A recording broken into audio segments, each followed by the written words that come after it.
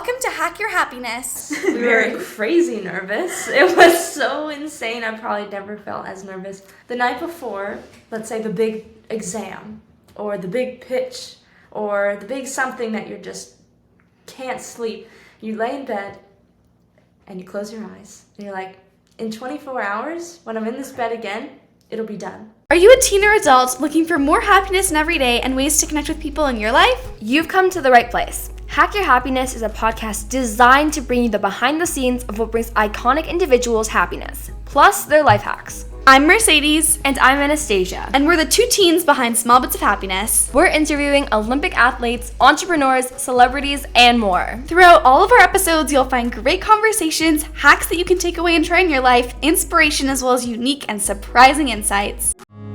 Today, we are speaking with Sydney and Toni Loew. In 7th grade, we went to a school where there was an entrepreneurial class. It was such an inspiring class that really changed our entire lives. Hi, we're Sydney and Toni. Where one big idea got a very creative and ambitious start. Young entrepreneurs, Poketti, co-founders of Poketti. And we are the founders of Poketti. How did you manage these fears of judgment? We kind of kept to ourselves quite a bit with Poketti. It was kind of like we went to school and then after that we were in Poketti mode. So what would you say are your top 3 tips for teens to be bold? Number 1 is be prepared. And then my last one, which is kind of non sequitur, is take a comedy class. What is your number 1 tip for teens who want to start a business? You have to be very intrinsically motivated in order to start a company. You have to be so excited about your idea.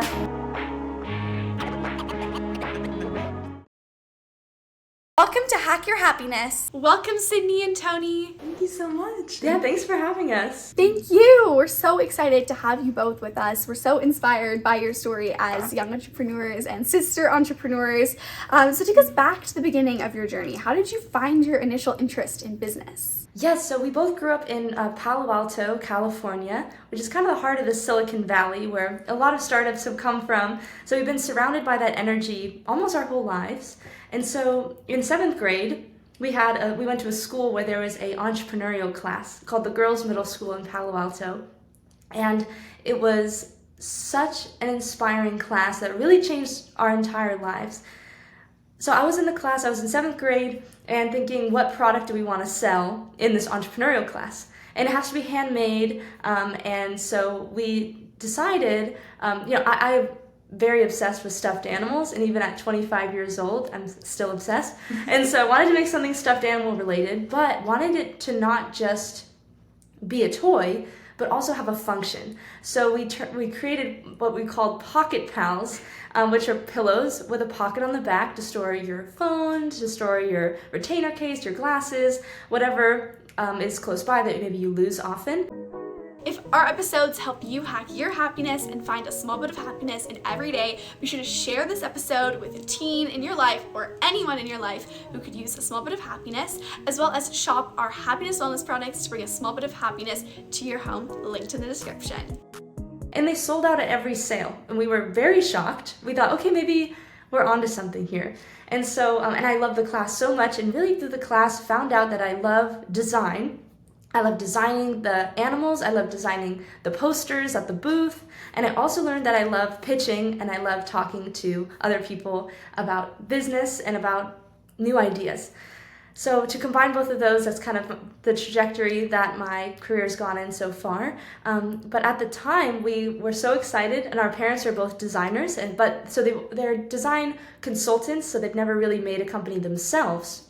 And so they saw this and they saw how motivated we were about it. They're like, let's make our own company. Let's make it happen. So that summer we launched a Kickstarter campaign. Kickstarter was still pretty new at the time, so we were one of the only toys on that website. And then we raised money and then got some products and then started selling. And it was really amazing to be at a young age, but also crafting your own path and making your own decisions and making your kind of ideas come to life. And so from there we went to New York Toy Fair. We pitched to the toy department at Walmart. We had so many really amazing experiences that came out of Poketti, and then I think it really set us up for this kind of entrepreneurial trajectory. So I'm so grateful for, and it's been an amazing journey. And I'm glad to have Toni by my side for the whole thing. Yeah, I'm grateful she included me in, because I was only in 5th grade. She had been taking the class. I was like just watching her being like, oh my god, she's totally killing it. But we have these skill sets that kind of complemented each other. She's an amazing designer, totally had the vision. And I like, more of the behind the scenes stuff, like data, writing. I love design too, just because our parents were designers. I couldn't escape it if I wanted to. But yeah, really grateful she let me on board. And I think it's interesting to note, like so many kids were already practicing entrepreneurship at a really young age.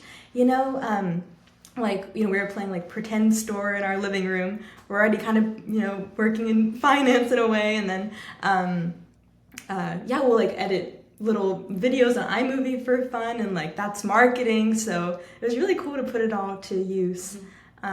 And cool to encourage, other kids to do the same. Oh, I love that. Your story is so inspiring. And what I really love about it is it's so relatable. Like any teen who's listening, could start a business out of just an interest or, something that they feel a need for, like storing their phone or their pencils or their retainer in a toy. And I just think that's so cool. You combined your interests and, like you mentioned, crafted like your own future and your own path out of the passion. And how like empowering it was for you to find that at such a young age you had such a great responsibility, and that you could do that, and that you could create something successful if you had that passion and drive for it. I think that's so amazing and inspiring. And throughout your journey and career, what do you think your biggest and most significant challenge has been, and how did you overcome this? We ran into quite a few challenges with Poketti. It was just such a journey, and so many things we had never done before. So unpredictable, but super fun. I would say a challenge that hits at least me even now is you find yourself, especially in entrepreneurship, juggling so many projects. And it's like you kind of have to prioritize which ones to kind of put the most effort into at any given time. And again, I still run into it now. Like I'll be finding myself in this one project going down a rabbit hole, and Sydney, we're like roommates, which is so funny, but she'll come in and be like, are you still working on that? It's been like 8 hours. And she'll have to pull me out. She's like, you have something due tomorrow. Like, what do you know what I mean? But I think if you're on a roll, you should go through it. But anyways, I have like this metaphor for myself, and it's like when you're assembling furniture, and like let's just say you're putting like 2 boards together, and you have like 4 corners that you have to screw in. You shouldn't go with one and tighten one, because maybe the other ones will get out of whack, and then you've already tightened in the one, so you're in there. But if you kind of loosely place each screw around, and then you revisit each screw over and over again, and then maybe you finally do the last tightening, that's like the best way to go about things. So that would be probably the way to overcome it. Like, you're going through, you kind of think about each project, and then that allows you to kind of have ideas marinating in your head kind of passively, without even having to work on it. You're already kind of subconsciously thinking about it. So by that time, you're kind of on top of everything and can get everything done. But again, I'm terrible at this still, but easier said than done. But that's what I would say was a challenge. That's a huge one. Yeah. And one more I want to add is the challenge of rejection and hearing no's, which happens a lot if you're starting a new project or a new company, for example. And also, like, let's say you're interviewing for a school or applying to college and getting rejection there. That's huge challenges that, many people face, is just getting no's. And so when we got no's, and something I learned is that a no it's a transition. It's not an end, it's a transition. And one path, if possible, is trying to find a way to turn that no into a yes. So maybe there's a loophole, or maybe there's an extra opportunity that you didn't even see before, that makes your idea or your path even better. And then you can transform that rejection into a positive thing that maybe even is more successful. The other path is having, and this takes a long time, but having that know-how to just let it go. wasn't the right time, maybe it wasn't meant to be, and just going on to the next thing that makes you excited, going on to a new opportunity. So definitely no's are not final, even though they sound final in the moment, but you just have to remember that you're still growing, especially as a young entrepreneur. That is such terrific advice, both of you. I think that those are such relatable challenges as well. Yeah. Like, they apply to business and entrepreneurship, but also, like you said, applying to schools, or maybe trying out for sport teams, or maybe, you know, trying to get cast in the school production.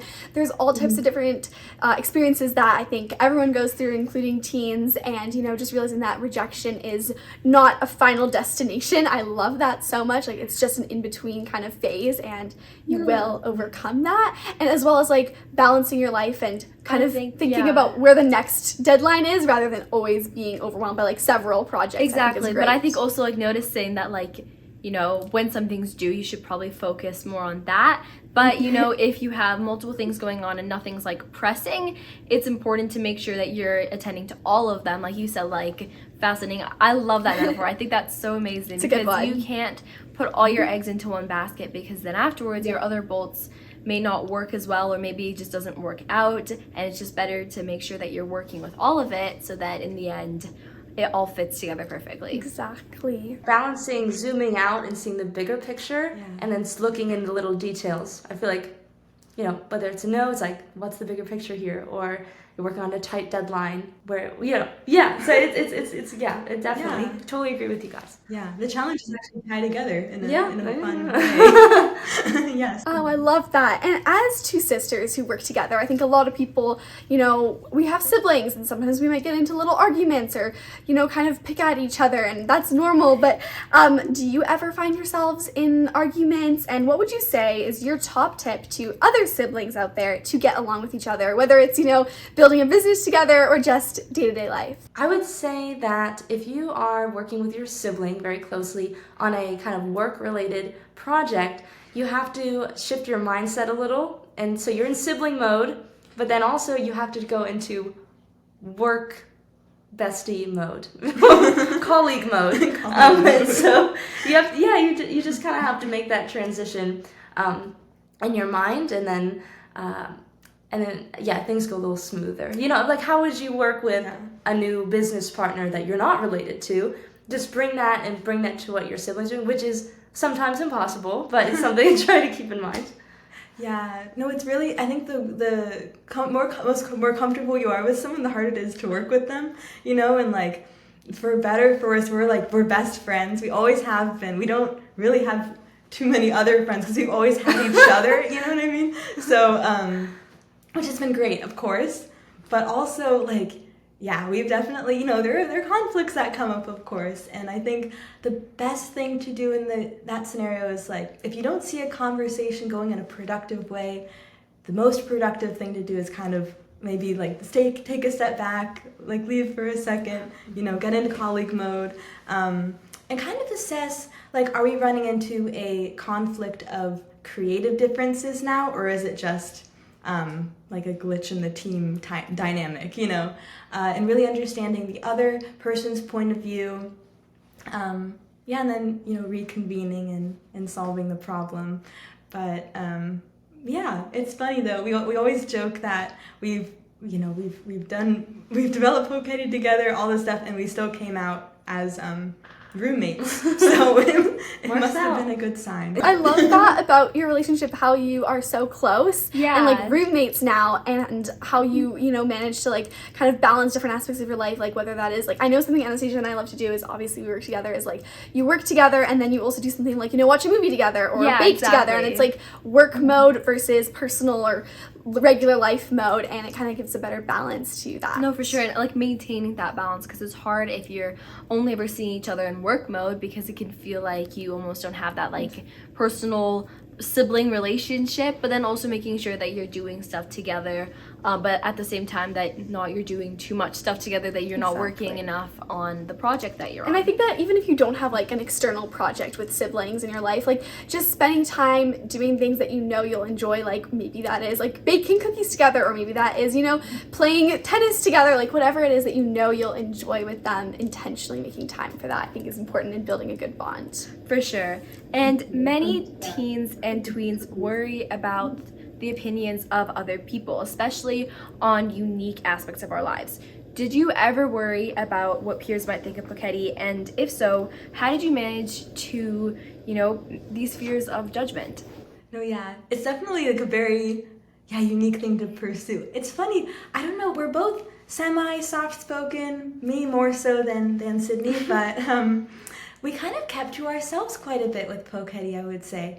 You know, we would go to school, things would be normal, and after school on the weekends we would be at Selves, like trade shows. We would be just going through product by product, checking for quality, all these different things, and then almost kind of like the difference between, or this, I guess, the separation between sibling and work is kind of like we went to school and then after that we were in Poketti mode. I don't know. Of course, like lessons you learn from Poketti, or they kind of helped us in school, and then of course school helped us with Poketti. So there wasn't a separation there, but we didn't really speak about it too much. But I will say it's so important to have kind of a handful of friends or a good circle who is supportive, because you're gonna maybe find some pessimism sometimes, or people who are like maybe don't believe that your successes can really be attributed to like hard work, you know, and that can be hard sometimes. So when you have like a really good circle, maybe it's one person, maybe it's your dog, like could be anything, witnessing your efforts and like really cheering you on, that can be super motivating. So Yeah. And if you are launching a business in middle school or high school, chances are you might be the only one in your grade that's doing that. And so you're kind of, it's hard to really understand what it means if you don't know what the whole picture is.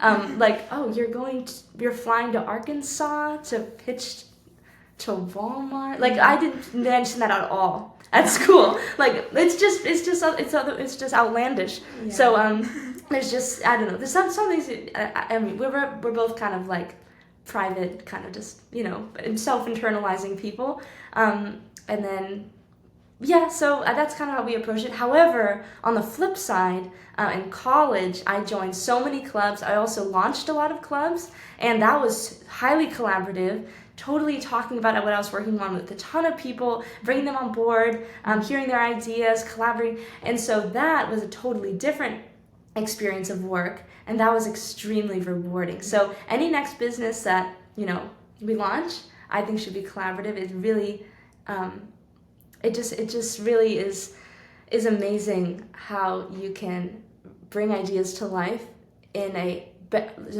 much higher caliber if you have a team with you. And so, but of course in middle school, high school, sometimes it's a little isolating. Sometimes, you know, it's just not a common, it's not a common thing. So, but eventually, you find your group, you know, you find fellow entrepreneurs, and you can all discuss together. That is fantastic advice, and I think you touched on a good point there. And like, it's okay not to, you know, when you go to school, it's okay to not put every aspect of your life out there. Exactly. Like, it's you don't okay need to tell your friends everything, or the people that sit next to you in class. It's okay to have like different kind of quarters of your life and to kind of balance it that way. And I think that it makes it a lot less overwhelming, because sometimes, especially if we're like working on a project, or maybe we're writing a book, or maybe we're working on, you know, something arts and crafts related, we don't want to share that with everyone, but we might feel like, you know, if we share that with someone, they might judge us. Realizing that, hey, share it with, you know, maybe your friend from outside of school, or maybe share it with people on a smaller scale or like in a club, rather than sharing it with everyone at once. Because once you have established something, I feel like it's so much easier to go about sharing it with a greater sum of people. Yeah, exactly. And I feel like also, like you mentioned, Sydney, once you get to college or grow older, it's so different, because I think everyone kind of finds their own type of, interests and feels more confident in their pursuits. And so just knowing that, it will get easier to share your true interests and find people who align with that, I think is important for teens to keep in mind. And you mentioned that if you were going to start another business, that it would be more collaborative, you bring in a team. Are you thinking of starting another business? That's a huge goal of mine, is to start a design consultancy, kind of like an advertising agency, but for branding and things like that. And so, yeah, definitely I think that's on the horizon. Right now I'm working at Disney, trying to build up my portfolio, trying to just learn from,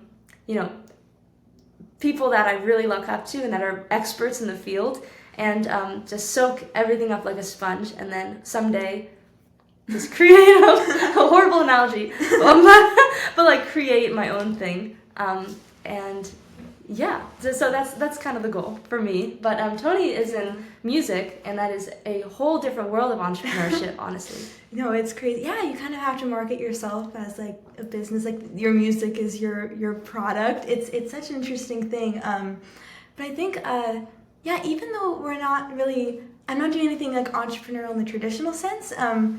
We're just natural problem solvers, I feel, and just looking at the music industry, there are so many things that you're like, maybe if I, put this idea in, this can change. I don't know. So I feel like one day would love to pursue something, and when I do, she'll definitely be working with me if she and I'm likes ready. it or not. Okay, good.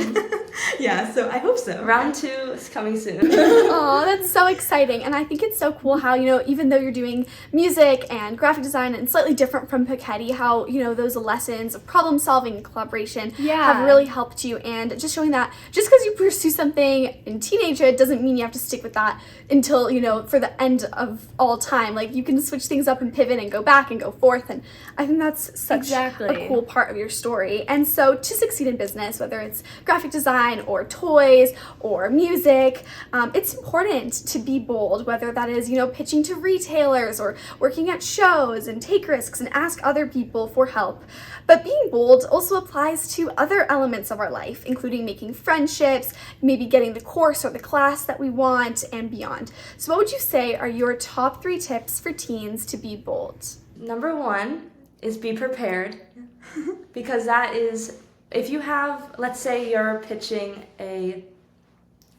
an artist, and you one day in an elevator run into your idol who's an artist, and you're just like, I look up to you, you inspire me to make art, and I want to be a big artist one day, and then they say, okay, let's see it.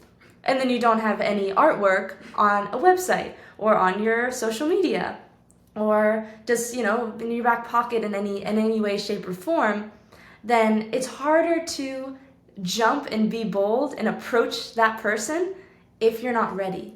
So definitely catalog everything you do, throw it online, and just be prepared if ever a opportunity like that does come around, because it can catch you by surprise. So because fate, right? So my second advice is to always try to add value and be of service. And I think a really easy way to do that is to identify problems around you and try your best and use your skills to solve them.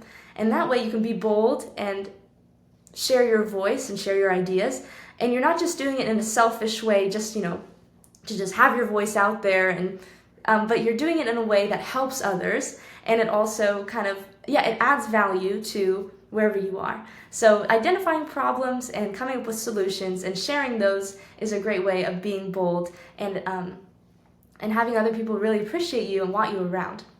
And then my last one, which is kind of non sequitur, is take a comedy class, whether that's at school, whether that's just watching YouTube stand-up videos or improv, or going to your local comedy club. That unlocked a lot of doors for me, because being a comedian or just being funny in general requires a lot of risk taking. And once you're comfortable with that and just like making yourself an idiot sometimes or being a clown sometimes, it can just really up your confidence. So I minored in comedy at school, which is weird, but it's a real thing. I'm a minor in comedy. And so I did a clowning class, improv class, stand-up class, and I just learned to just let loose, be bold, go crazy in front of audiences, and that was just instrumental in how I talk to people and how I feel about myself.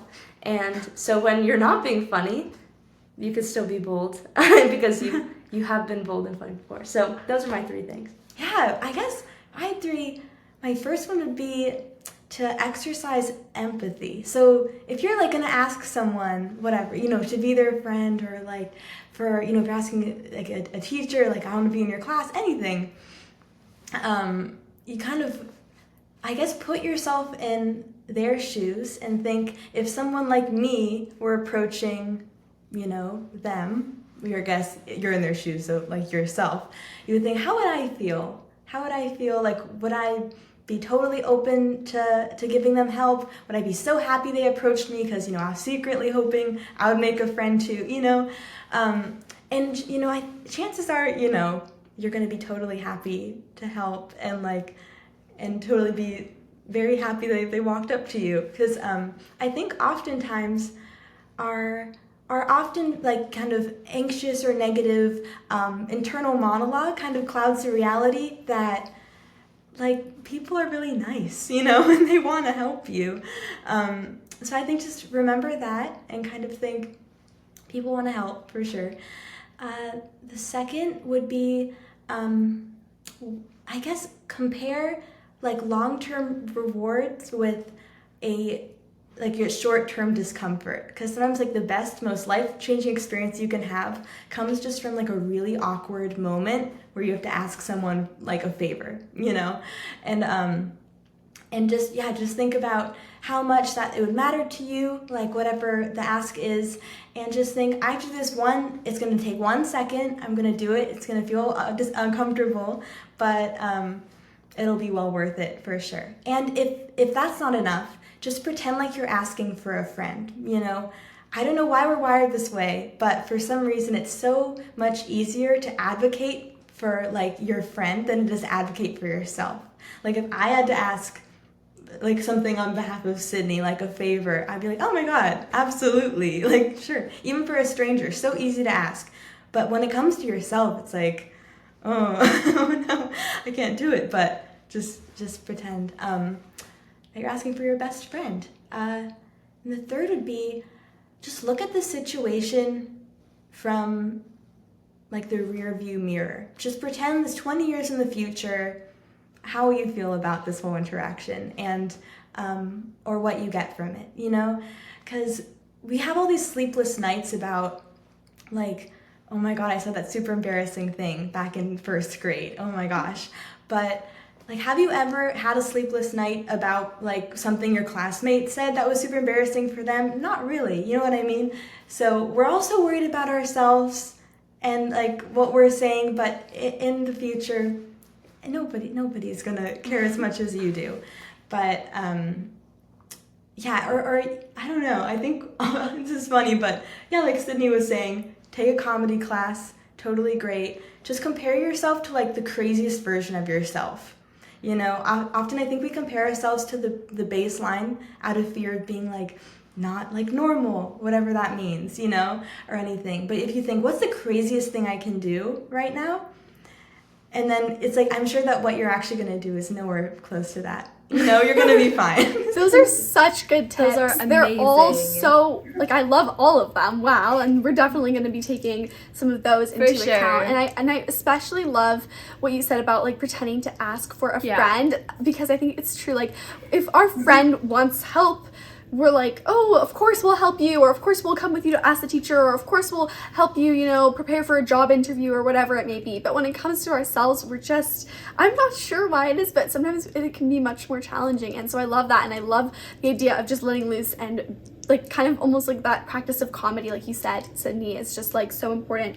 Finding the humor in the situation, even if, you know, it's just by taking a few classes or like doing some YouTube prep work, I think is terrific. Yeah, I also love what you said about just going up to people. I feel like oftentimes we kind of think, oh, well, you know, they're going to think I'm weird if I go up to them. Oh, if I, you know, give them a compliment, they're going to think that, I don't know, I'm being over the top or I'm trying too hard. But kind of thinking about it from your own perspective, if someone approached you like that, most of the time, if you receive a compliment, you're not thinking anything bad about the other person because you're just hearing something nice. Exactly. Or if someone's asking you for help, you're not thinking anything bad about them. It's just thinking, you know, how would I feel in this situation, and realizing that that's probably how the other person feels as well. Exactly. That empathy aspect, I think, is just so important to being bold and to putting ourselves out there, as well as realizing like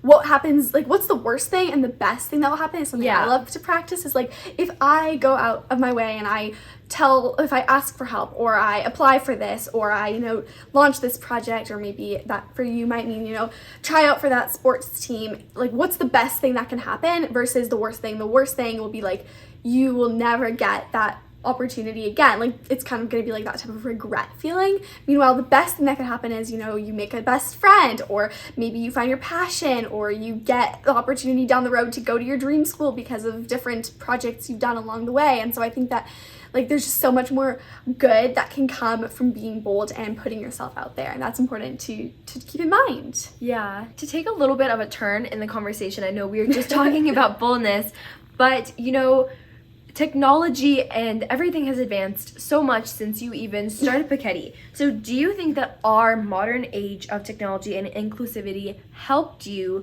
grow Poketti, and would you have been able to grow it in the same way 5 or 10 or 15 years earlier? Yeah, no, technology and inclusivity helps so much because, like, we were able to expand our sales like internationally because of like our own website and online retail spaces. We got our initial funding from Kickstarter. You know, thanks to that technology, we wouldn't have even had Poketti probably to begin with. I mean, at the level we were able to take it. For marketing, like video editing, it would just open so many doors for us, for sure. And I think if we had started the company like 10 to 15 years earlier, I don't know, we would probably have, probably be more like a lemonade stand type thing, which is like a perfect place to be and totally teaches you so many lessons in entrepreneurship. But I don't know, I think it just took us to places that we couldn't even have imagined, really. Completely agree. Yeah. It's amazing how many resources there are that are out there that are so accessible, especially to people our age. Mm-hmm. Totally. I think that's amazing. You know, the internet has so much stuff that people can just access by just, you know, Googling or searching. And I think that it's so important to, you know, just look for it. If you feel like, oh, I don't know if we'll be able to raise enough funding for something, just looking online, looking for resources, talking to people, and just kind of branching out, I think is really impactful since, you know, in today's world, there's so many things that can happen by just going online and, you know, leaving your house. Exactly. And I know that you guys found your initial inspiration for Poketti and this whole kind of spark to entrepreneurship from your entrepreneurship class. And what I really love about, you know, our digital age is like if someone might not have access to a class, or maybe they don't offer that at their school, is like you could listen online, or even like different podcasts or YouTube videos or social media accounts. Like you can find that inspiration and that education digitally. And I think that just opens so many new doors, and so I'm really excited to hear that technology in our modern era helped you guys grow Poketti as much as it did. And so, I mean, you grew Poketti as two teens quite a lot. You pitched to some of the world's biggest retailers, which as two teenagers and really at any age in a business is just absolutely incredible. So when you were sharing your products and pitching your products to some of these massive retailers, did you feel nervous? And if you did, what would you say is your best advice on managing nerves? Well, yes, we were crazy nervous. It was so insane. I probably never felt as nervous ever. That's the peak. But yeah, I think, I have a weird tip of how to deal with nervousness, and that's the night before, let's say the big exam or the big pitch or the big something that you just can't sleep, you lay in bed and you close your eyes and you're like, in 24 hours, when I'm in this bed again, it'll be done. And then that just makes, because usually when you're worried about something, you're nervous about something, is because you can't control it. You can't control the outcome. You have no idea what's going to happen. Maybe you make a huge mistake. Am I not prepared enough? All these things. But really, you can regain control just by being like, 24 hours, I'm in the clear. Don't have to worry about it ever again. Whatever happens, happens.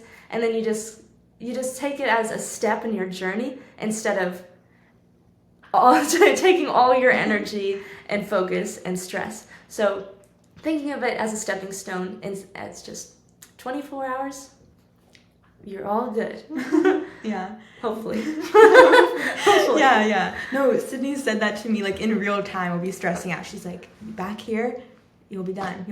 And it works because, like, you have to remind yourself, like, one interview, one audition, anything. It's like one part of your life. It's not, the world isn't over, if it doesn't go well. So that's helped me a lot. I would recommend everyone try it. For me, especially with music, had so many auditions and, like, you had interviews and sales pitches, like, especially going to Walmart. That was scary because we'd had talked about our business for, like, years, and every, little sale pop-up shop we've done, we've talked about our business so much, and we've had, like, a lot of passion to back it up, but for some reason, like, nothing prepared us for that pitch. It was so scary. But yeah, my advice would be this kind of another sort of mantra, which would be everybody wants you to do well. Like, everyone behind the panel, they want you to do well. They want you to have a great product. They want you to be a great candidate for, whatever you're auditioning for, interviewing for. They want you to do well. You obviously want you to do well. So everyone in that room is cheering you on in a way, and whoever's behind that clipboard, they're a person, they're friends and family, they've had their own successes and failures, and you have to remember that because it got kind of scary otherwise. But just remind yourself that they're not waiting for you to fail. They're not waiting to judge you negatively. They're probably secretly cheering you on, even if they're very, like, deadpan, That is so true, because I think sometimes when we are in a really stressful mindset, things can kind of just, like, accumulate, and all of a sudden we're like, oh my gosh, like, I'm never gonna be a success if I don't get this, and, those people out there judging me, or, who get to decide if I pass this, or marking my essay, or whatever it might be, they are looking for every flaw, which it might be true, like, yes, they're trying to, evaluate something or other, but at the same time, like, they want you to do well, otherwise you wouldn't have gotten this opportunity in the first place. And I think just realizing that I am good enough and I've gotten this far is so important for dealing with nerves. And even if it's, like, in school and you're like, oh well, I have to write this exam, like, everyone has to write this exam, you've still gotten through how many exams in the past, you've still gotten through how many assessments and projects and lessons and classes, and no matter what, you've had to pass through obstacles and hoops to get somewhere. And so just, like, kind of celebrating yourself. And most of all, I love what you said about laying down in your bed and just, like, I 100% knowing agree. that you're pretty close to being done this stressor. Yeah. So it's really a relief. And I think that what I love about that technique is you kind of realize, like you said, it's a step in the journey. I feel like a lot of the times our brain kind of convinces us that this is the end game, this is it, this is going to be the peak, this is, like, the climax of the movie. But in the end, it's not, because your life isn't a movie, it's ongoing. It's a journey that keeps continuing. So realizing that there is going to be something afterwards, you're going to be laying in the bed the next day after that has happened, I feel like is so soothing, because you realize that there's more going on. That's something that will happen, it will pass, and if it doesn't go well, that's okay, because there's going to be lots of other things that happen. 100%. Yeah. Yes. I know we touched on this a little bit earlier, but as two teen entrepreneurs, how did you take advantage of available resources to grow Poketti? And which did you find helpful, and which new resources that exist now would you have reached for? Yeah, it's a really good question. There's a lot out there, and it's changing every day. It's really awesome. Sometimes a bit intimidating or overwhelming, but just, like, so incredible what's out there now. Yeah. I think, we tried to do as much as we could on our own, you know, with our own skill sets and with the resources that were out there. So, like we had a TV commercial that was aired on like Nickelodeon and with Sprout and Cartoon Network and things, and we just edited the video ourselves, you know. Yeah, right, it was professionally done. No, it was literally us. Just us. It was literally us. And yeah, like we mentioned before, Kickstarter, awesome. We use like Shopify for our website, so a lot of amazing resources, a lot of educational resources, just hearing from other entrepreneurs. Always very inspiring. I think for newer technology that is available now that wasn't available when we started Poketti would be the whole like Instagram Reel, YouTube Shorts, TikTok video format. I think that would have been amazing for Poketti. I think our characters and our messaging really lends itself well to that kind of like short form storytelling. And also, sometimes something I think about a lot is like augmented reality, because I'm not sure if we would have, I don't know if we needed like the full immersive experience of VR, but with AR, since we were selling like physical products, it could have been really cool to kind of have a more interactive storyline that would kind of enhance our little Poketti. I just think that'd be super cute. That would be super cute. And in addition to AI, I wish we had AI. Yes. Like you can literally bang out 30, like a whole month's worth of Instagram captions in 10 seconds. Like that, it's just, I think AI is a huge tool that everyone should just try to master and keep up with, because it is not going away and it is so powerful and it just makes everything so efficient. It blows my mind, like what it can create in such little time that I know it would take me weeks, months, maybe even years. So yeah, really, I think taking advantage of that would have been great for starting a company in this day and age. I love how creative you are between the AR and the social media. Like, I think it's so cool how you made, like, I mean, a TV commercial just edited yourself. That is just amazing. Incredible, and so inspirational. But I love the ideas that you've come up with, even just now sharing with us here, like with the AR. Like, I just think that's so cool how different, like, our world is constantly changing and evolving. Yeah, and it's crazy how in like 5-10 years, like there's been such a change in like how you can do things. There's so many more tools like AI. I think AI is totally great for like new businesses that are starting out, because like the caption ideas, like stuff that would take just like small little tasks that are not the core of your business, like social media management, like social media ideas, stuff like that is so helpful with for AI. sure. And there's so many more things that you can do at home now, like the video editing. Yeah. And so on the note of Poketti, your toys, they're very unique. Between like their pocket that they feature, they also contain pocket powers to inspire kids to reach for their goals and to take on challenges, which I absolutely adore. And so how did you both come up with this innovation, and why are pocket powers important to you? Yes, so we came up with it from, after we pitched to, I feel like everything's going back to this, pitching to Walmart. They said... I'm so nervous. I think our minds are just wired. It's just... and they told us, let's make it more of a toy. It was more of in kind of the pillow gift market at the time, and then they said let's transition it to toy. And so we made them smaller, we made them more colorful, we had a little clasp on the pocket, we added weight on the bottom so they could kind of stand up. Lots of different ways to make them more of a toy.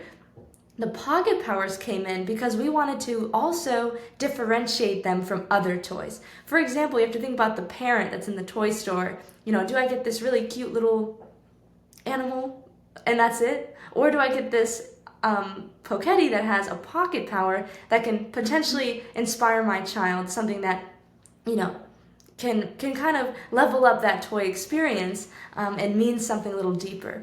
So, and also we wanted to utilize the pocket, give more of a use and a function to the pocket, make it an ownable part of our brand. And so we had the pocket powers, little cards and things fit inside. So then that way, we have all of our materials, brochures, business cards, everything, we made sure fit in that pocket to really anchor it and show that that's our key part of our brand, physically and also digitally and things like that. So that's where we landed on with Pocket Powers in a business sense, but on a personal sense, and why Pocket Powers are so important is that we wanted to inspire the next generation of young entrepreneurs and give them the skills and tools that they may need on their journeys to making their ideas come to life. And so each of the Pocket Powers is an essential skill that you might need if you're going to start something. And one of them actually led us to an amazing opportunity. We wanted to make these Pocket Powers kind of not something typically seen in a toy. For example, the penguin wants to be the president, or the bunny, wants to make her own bakery. Like, these are very outlandish things. And we actually had our chick named Scout. His Pocket Power is strength. And his dream is to be a military general, which you don't usually have a stuffed animal wanting to be a military general.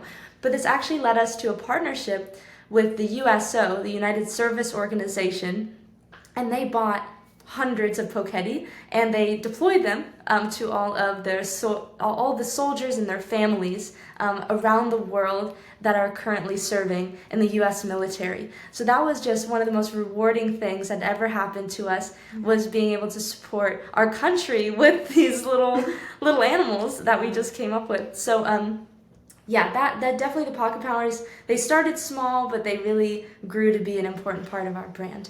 Mm-hmm. For sure. Yeah, and I'd also add that I thought we didn't intend to do this really, but I think that the Pocket Powers kind of linked each of our individual Poketti animals into kind of a community, because they each have one, they each have their one strength, but as a collective, they kind of have it all, which I think is very sweet. And I think oftentimes in our own lives, we grow up with this pressure to be perfect and have all of our powers kind of at maximum right out of the gate. But really, throughout life, we're working on that every day. And so, a parent, or even, a kid, or if you're giving it to like a friend, you can kind of pick the Poketti who you see yourself in already, or maybe a strength that you don't really have as much yet. Like, I know the Sydney the penguin, the Pocket Power is confidence, and like that's what I would need to work on, so that'd probably be my pick. But I don't know, I think that it was sweet to have our toys be as multifaceted as our customers, and and kind of encourage like our strengths complement each other's, I guess, in a way. So what a powerful message. That's I really adore that. amazing. First of all, your story about, your partnership with the military, I just think that is incredible. And is that ever not inspiring, I think, to any teens listening, about the type of impact that you can create, just through following your passion, and, you can really broaden it to a huge scale. And I think that's absolutely inspirational and incredible. And I also just want to say, like, I really love the idea of, kind of the Pokettis each having an individual strength and then all collaborating. And I think that's, again, like you said, Toni, like something that we can all look for in our regular lives and in our day-to-day lives, is like leaning on people for handholds in our support, and seeking help. And if we know someone's really strong, getting advice from them. Maybe, for example, if we know someone's really great at public speaking and that's not our strength, getting some tips from them. Or maybe we know that someone is really, really great at de-stressing during a stressful time of year or stressful time of our lives, get some advice from them, like leaning on people rather than just expecting ourselves to come into every situation fully armed. And I feel like oftentimes we feel like as individuals, we need to do everything. We need to have all of the strengths. Meanwhile, I feel like we're stronger when we're in a community, when we're in a group, because we can't all have the exact same strength. Like, it's impossible for us to all be perfect at everything. So realizing that, we're not perfect and we're better at some things, and some other people may not be as good, but they're also better at other things that we're not as good as, and together we're stronger and we're better, and that creates such a great community. And realizing the happiness that we can gain from, letting others to lean on our strengths, just like how we can gain so much benefit from leaning on the strengths of other people as well. Absolutely. I know you spoke about how you worked with a lot of adults. You worked with the United States government, as well as you worked with Walmart. But how did you work with adults, and how did you compel them to work with you? Because I think that's something that a lot of teenagers, listening to your incredible story, Yeah. listening to other inspiring stories, is this kind of question of why would an adult feel the trust to work with me and the confidence to work with me. And so, how did you compel adults to work with you? Yeah, no, that's such a good question. I think the most important thing is to strike the balance between bringing a professionalism that exceeds your age, and kind of impressing them in that way, of course, but also and also just acknowledging that you're a kid, or you're young, or and things like, I feel like we knew going in, we weren't really fooling anyone. We don't have 30 years of experience under our belt. And so we would kind of try our best to acknowledge it. We know we're kids, and we know that we can learn a whole lot more from you. We bring I think hopefully a unique perspective, but just to really, I guess remember that even if the store is willing to sell our product, or if someone's willing to connect us with a retailer or something, it's not only that professional relationship, but also there's someone in the industry who knows so much more than we do, and we can just learn so much. So I think just be honest with kind of know your place in the industry without selling yourself short, of course. And also just being very transparent with your gratitude, and having someone who's so experienced, who's willing to sit down with you and really help you along your journey. I think, just be transparent with that. And just take in as much as you can, and you can take it away. No, exactly. And acknowledging your age and where you stand in the situation, it actually gives you a bit of an advantage, because adults, to make toys, for example, they have to think back to when they were a kid. Why not just trust the kids, right? So if you're making a makeup line and you are obsessed with makeup and you know exactly what you want, then an adult, for example, who's in the makeup industry, be like, oh, this is what they want, but at the same time you have to prove you're the person, you're the kid who's the expert and who can help bring it to life. And so that's where the professionalism comes in. So knowing that you have an advantage, you have an asset because of your life experience, no matter how many years you've been alive, right? You have that experience, you're in the generation that they want to market to, that they want to sell to. And so if you offer a brand new idea that's perfect for your generation, it's hard to pass that up. So, it's kind of, in a very businessy sense, it's kind of asset. And also, that's why, internships are a thing. You're fresh out of college, you have no experience, but there are internships because, of course, for you to get experience, but also you have to think about it as a two-way street. You're offering brand new ideas, brand new understandings of technologies happening in the world, trends happening in the world. You have a lot to offer. So always, knowing that your perspective is worth something, and that no matter where you come from, how old you are, it's important to just have that knowledge. I think that's so amazing and so impactful, realizing that you have power, that people value what you have to say. But I also think that having that sense of professionalism and having an expertise in what you're talking about, and knowing that this other person cares about what you have to say, you have value to them, and to present that in a way that is formal and understandable, but also that reflects your own character and reflects your own youth. Exactly. And so there's a lot of teenagers I know who I've gone to school with, or who I've spoken with, or who you just hear about, who start businesses. And I think that there's a lot of teenagers out there who aspire to, maybe now or maybe down the road, start a business. So what is your number one tip for teens who want to start a business? You have to be very intrinsically motivated. In order to start a company. You have to be so excited about your idea. You have to be just, let's say no one thinks it's a good idea. You have to have that fire in you, that excitement about your product, your service, to really just propel it on your own. Especially teens these days and tweens these days have school, after school activities. Maybe they're doing like 2 sports at once, and maybe I feel like our generation has a lot going on, and so finding and carving out that time in your day to pursue something means you have to just be floored about it. So and that's just, I guess it's not really a tip. I think it's just, if you find your passion, run with it, because amazing things can happen, and just, you never know. I would say take like every opportunity possible, within reason, but because if someone wants to, meet with you, and maybe they're also an entrepreneur, but they're not really in your field, they're kind of in something adjacent, and you're like, why, this isn't really relevant to me, or if it's something like, maybe they are kind of pursuing something similar, but you're like, they're just starting out, or you're like maybe more far along.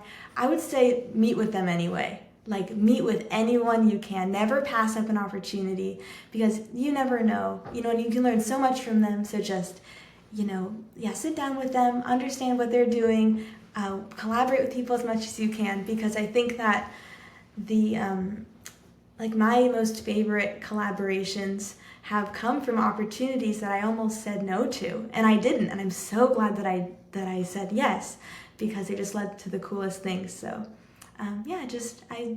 as much as you can, say yes to everything. Fantastic. And I think you're so right, Toni, on that, because so much of, I think, business and, learning comes from connections. And even if someone directly can't help you, maybe they know someone who could. And so it's just like, it's not a waste of time, and it's definitely you'll always walk away with some sort of insight. Exactly.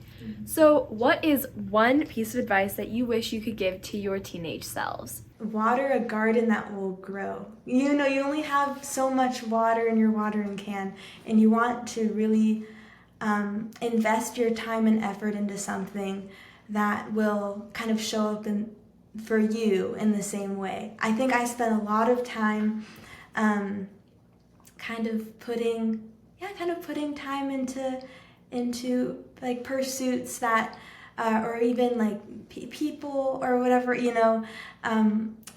where you're just kind of giving a lot, and like it's just not all too rewarding. I don't know. It's hard to say. Yeah. I'm very much a people pleaser. I don't know. I guess just really invest in people who really care about you, and ideas that you feel like you really, really, really connected with, like what Sydney said, intrinsic motivation. Make sure that every single thing that you do it with it's something that you really care about. Yeah. Because your time is so valuable, so. And something that is not rewarding, personally, I would say, is social media. It is tough to feel good after scrolling for an hour. Like, these days, I'm like, oh my God, I wasted that. I'm never getting that hour back. What did I do? What did I learn? So I've deleted all my social media on my phone, which is, of course, not feasible if you are running, a business or trying to start something. But I don't delete it altogether if you can't, because most people can and they want to keep in touch with friends and all this. But limit it, because it is just hard on the brain. We're not built to absorb so much information, and sometimes so much negativity in the world. And so just limiting that, and just being looking elsewhere for entertainment and seeing friends in person, things like that are just way more rewarding. So that's what I would say to my high school self is, turn off the phone and just enjoy the moments that you have with other people.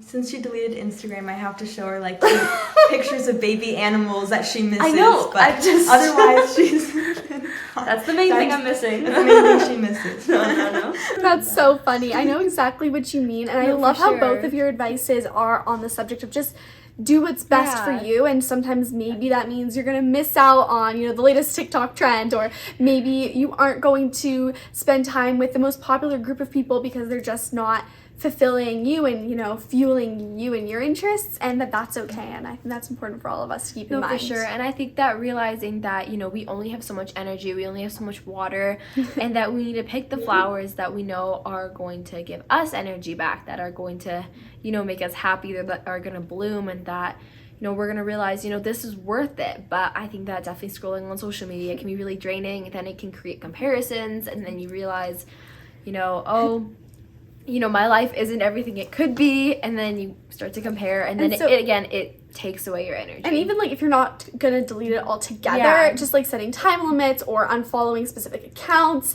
or like even like restricting them if like they're really like prevalent on your For You page or whatever it may be. And so kind of on another note, in a similar vein, what do you both do every day that brings you a small bit of happiness? Mine is just going outside and taking a walk, escaping the screen, which ties into my last answer. But a lot of jobs these days center around a laptop, and so taking time to escape and just let your, you know, make your vision not be 6, you know, inches away, you know, 12 inches away, but having it, just looking around, you know, it's healthier, and it makes me very happy to just go outside. Yeah, so true. I would say for me it would be like playing piano. It's what I've chosen to do professionally in the end, but yeah, and that's the other thing. Like if something does bring you happiness, it doesn't have to stay a hobby, you know? I feel like a lot of people might think, oh, if it brings you so much joy, you know, and it's like kind of more of a creative pursuit, kind of a non-traditional career path. How can you make money from that, you know?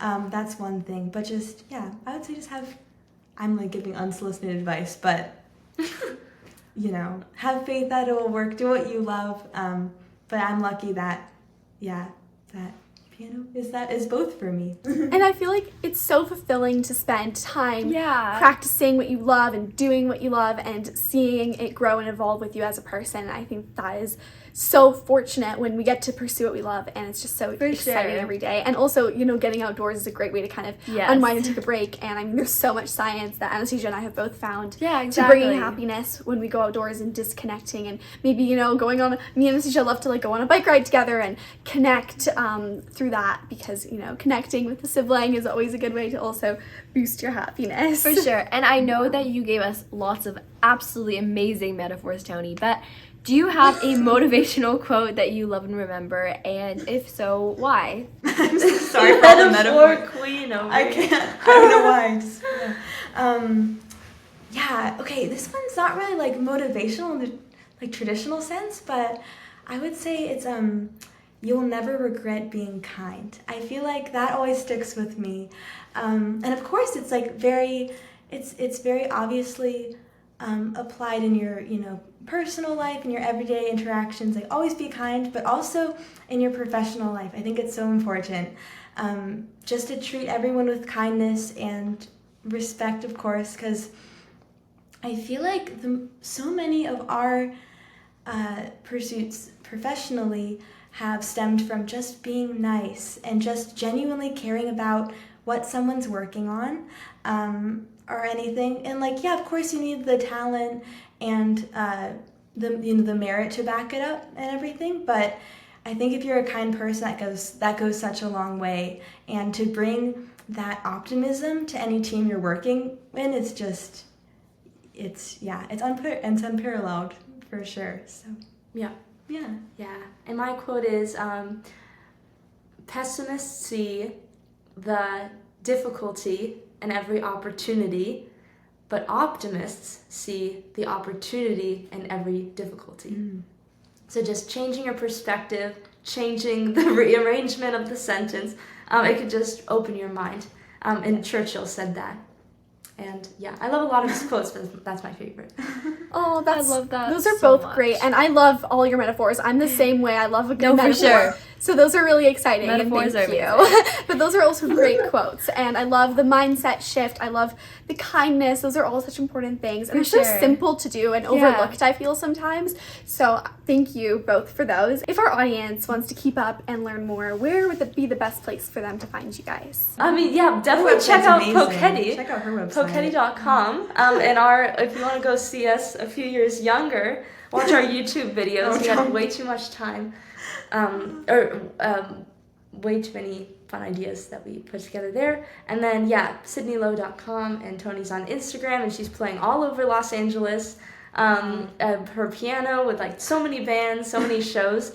Fantastic. Well, thank you both for joining us today and for sharing all your incredible insights and your whole story. And just thank you so much. It's been incredible to listen to your story. Thank you both. You have such incredible insights too. I'm just like learning so much from both of you. Very inspired by your podcast and your mission. And bringing happiness to other teens is like really needed. So very excited to help in any way we can. Yeah, you're so inspiring. So thank you so much for having us. Like, such an honor, seriously. Yeah, thank you. Yeah. Thank you so much for listening to this week's episode of Hack Your Happiness. And thank you so much for Sydney and Toni for coming on today. This was such an incredible time that we had with Sydney and Toni and listening to their story as two sisters who, similar to us, started as teens to their journey of entrepreneurship. Anastasia, what's your biggest takeaway from today? I think my biggest takeaway would probably be to, view yourself and the other person with empathy and kind of think, if I were in their position right now, how would I feel about someone approaching me for a question, for some help, for, even just a compliment, just kind of reversing the roles and realizing that people probably aren't as judgmental and they're not going to be as hard to deal with as you might think. What about you, Mercedes? I really like that, and kind of similar to that, one of my favorite things that Sydney and Toni shared with us on the topic of being bold was the idea of people are cheering for you. People want to see you succeed and realize that, the whole world is not lining up to see you tumble and fall. The whole world is, in fact, trying to, everyone should try to uplift each other. So first of all, find a community of people that uplift you, and second of all, when you're in an interview, when you're writing an exam, when you're getting graded, or when you're getting judged, realize that people actually want to see you succeed and kind of take that positive winner's mindset. Thank you so much for listening to this week's episode of Hack Your Happiness. If you enjoyed, please leave us a 5-star review from wherever you're listening. It really helps us out and we really appreciate it. Also, be sure to join our happiness family. It's completely free and we would really love to have you. You can join by following this podcast on whichever podcast platform you're on now. See you next time!